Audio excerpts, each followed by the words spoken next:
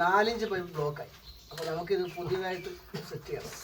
Septic ടാങ്കിലേക്കുള്ള പൈപ്പാണ് ഇവിടെ block ആയിട്ടുള്ളത്. ബെൻഡിൻ്റെ ഭാഗത്തോ അല്ലെങ്കിൽ എവിടെ വെച്ചോ പൊട്ടിയിട്ടുണ്ടെന്നാണ് തോന്നുന്നത്. അപ്പം ഞങ്ങൾ ആ പഴയ പൈപ്പ് പിടിക്കുന്നില്ല. ബ്ലോക്കായ പൈപ്പിൽ നിറയെ ഗോൾഡാണുള്ളത്.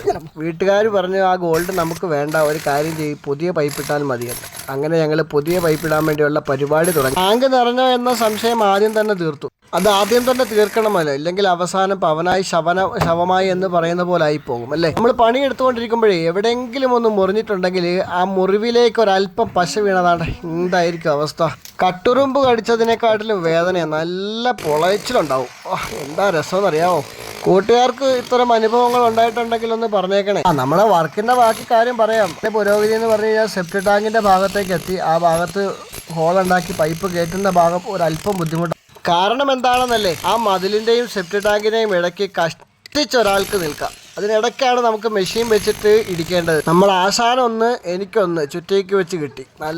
നല്ലതുപോലെ ബാറ്റ് ചെയ്തുകൊണ്ടിരിക്കുമ്പോൾ റണ്ണൗട്ട് ആകുന്നത് എന്തൊരവസ്ഥ. രാഹുൽ ദ്രാവിഡിൻ്റെ കമൻറ്റാ. അതേ അവസ്ഥയാണ് നമുക്ക് ചുറ്റയെ വെച്ചിട്ട് കൈക്കിട്ട് കിട്ടുന്ന ആ വേദന. എന്നാ സുഖമല്ലേ. ആ അടി കിട്ടാത്ത ആരും ഉണ്ടാവത്തില്ല, എല്ലാവർക്കും കിട്ടിയിട്ടുണ്ടാവും. എത്രയോ ആളുകൾക്ക് എത്രയോ പ്രാവശ്യം കിട്ടിയിട്ടുണ്ടാവും അല്ലേ. കിട്ടുമ്പോഴുള്ളൊരു സുഖമുണ്ടല്ലോ, ഒന്ന് പറഞ്ഞറിയിക്കാൻ തന്നെ പാടാം. അത് അനുഭവിച്ച് തന്നെ അറിയണം. അങ്ങനെ നമ്മൾ ടാങ്കിൽ തുളയൊക്കെ ഉണ്ടാക്കി പൈപ്പൊക്കെ അടിച്ച് കയറ്റുകയാണ് കേട്ടോ. ഇനി അടുത്ത പരിപാടി എന്ന് പറഞ്ഞു കഴിഞ്ഞാൽ നമ്മൾ പൈപ്പിനെല്ലാം റിങ് ഉണ്ടാക്കണം. റിങ് ഉണ്ടാക്കി സെറ്റ് ചെയ്യണം. കാരണം പൈപ്പ് താന്നു പോകാൻ പാടില്ലല്ലോ. പിന്നീട് അതിനുള്ള സിമെൻറ്റും കൂട്ടിക്കൊണ്ട് നമ്മുടെ പയ്യന്മാർ പോവുകയാണ്. ഇനി നമുക്ക് പൈപ്പിന് റിങ് ഉണ്ടാക്കിയിട്ട് പൈപ്പ് ഉറപ്പിക്കാം. പൈപ്പ് നല്ല വൃത്തിക്ക് ഉറപ്പിച്ചിട്ട് സെറ്റാക്കിയതിന് ശേഷം മണ്ണിട്ട് മൂടണം. അതാണ് നമ്മൾ ചെയ്യുന്ന പരിപാടി. പിന്നെ ഒരു കാര്യം പറയാനേ, ഷോർട്ട് ബെൻഡൊക്കെ ഇടയ്ക്ക് ഇങ്ങനെ പൊട്ടുന്ന ഒരു പ്രശ്നം ഇപ്പോൾ നേരിടുന്നുണ്ട് കേട്ടോ.